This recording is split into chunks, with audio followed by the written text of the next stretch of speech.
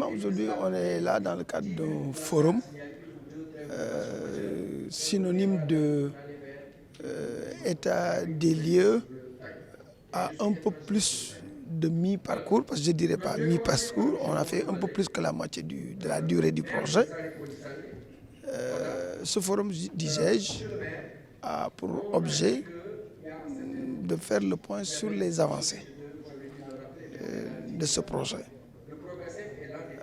C'est pourquoi la thématique retenue porte sur la digitalisation de la gestion foncière des terres du domaine national et le développement des territoires. C'est ça le thème.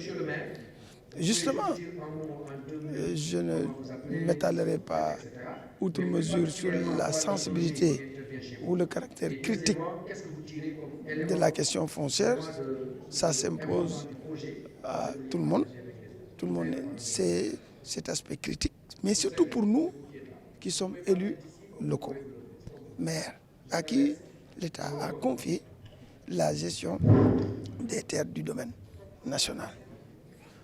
On a eu plusieurs difficultés par le passé et justement ce projet vient nous aider à régler ces problèmes. Et les avancées que je rappellerai tout à l'heure ont confirmé que ce projet, si c'était à refaire, on devrait même se presser à le faire. Pourquoi?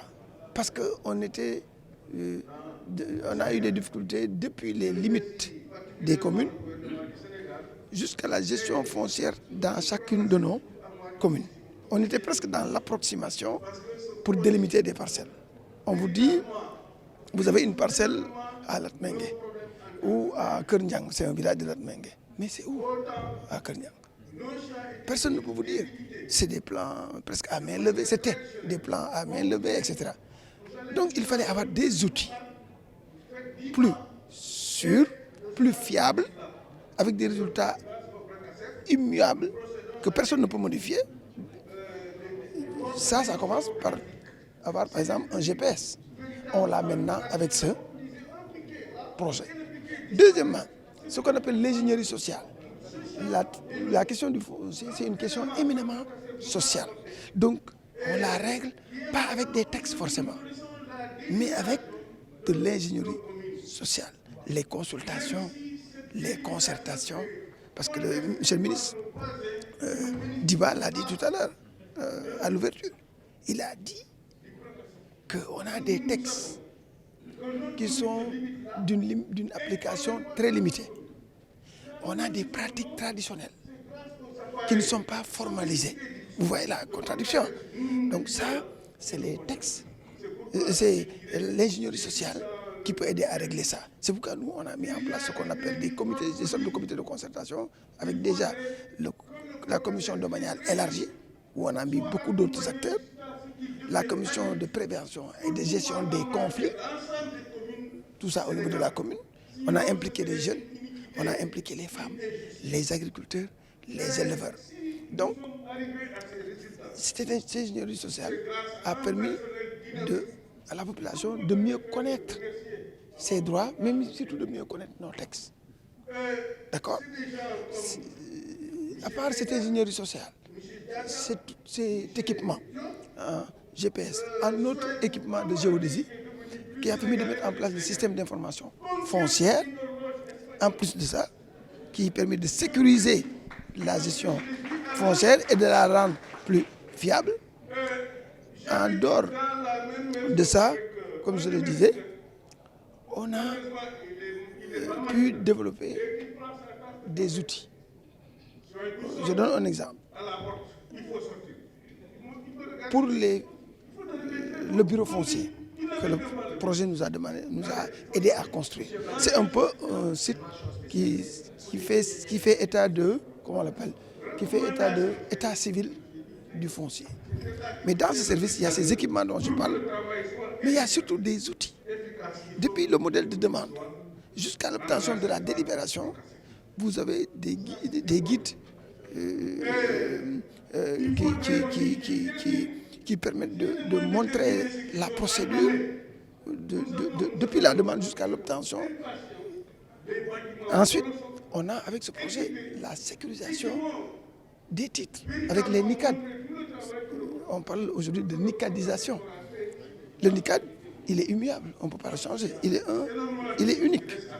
Donc il n'y a plus d'à peu près. On peut suivre donc l'historique des parcelles parce qu'on a un état quasiment réel. Donc un ensemble d'éléments alors qui nous permettent aujourd'hui de faire une gestion fiable du foncier. Et je termine par ce qu'ils appellent l'enregistrement systématique. C'est-à-dire, ça a permis de faire progresser les parcelles de culture de nos administrés en parcelles ayant un plan et un numéro. Et ça, avec les femmes, nous, on a fait la gratuité. Ils ne payent rien pour l'avoir. Et pour les autres, c'est des niveaux, c'est des coûts minimes. Et ça, on le fait sur des milliers de parcelles, vous l'avez suivi tout à l'heure, d'un seul coup. Donc on est en train de faire une transition vers, on est dans la transition pour aller vers la formalisation des droits d'usage, c'est-à-dire la parcelle que vous utilisez juste pour faire votre champ. Vous n'avez aucun droit. On vous formalise ce droit, on vous le reconnaît. Et pour terminer, la recommandation ici consiste à faire progresser ce statut vers un statut plus valeureux pour qu'on peut mettre dans le commerce foncier. C'est-à-dire que vous pouvez l'amener à la banque et avoir un crédit pour le valoriser. Mais si c'est en l'état, ça ne marchera pas. Donc vous voyez, tous ces impacts ou tous ces résultats, tous ces acquis que je viens de vous citer contribuent à une gestion foncière transparente, mais surtout équitable entre les citoyens que nous sommes. Donc voilà un peu, entre autres, l'intérêt de ce projet et ce à quoi nous sommes arrivés en termes de progrès. Ce qu'on souhaite plutôt, c'est que ce projet porte sur 138 communes. Mais est-ce que ce problème que j'évoque se limite aux 138 communes? Non, c'est pour l'ensemble des 557 communes du Sénégal. Donc on souhaiterait qu'il y ait une deuxième phase, parce que le projet se termine bientôt. Une deuxième phase qui permet de couvrir peut-être plus de 138 autres communes, ou au moins 138 autres communes. Ça fera qu'on aura presque la moitié des collectivités territoriales du Sénégal qui seraient concernées. Et après l'État, avec d'autres partenaires, ou à partir de ses propres ressources, pourrait généraliser ça. Et comme ça, ce serait une autre façon de faire la réforme foncière. Voilà, donc voilà.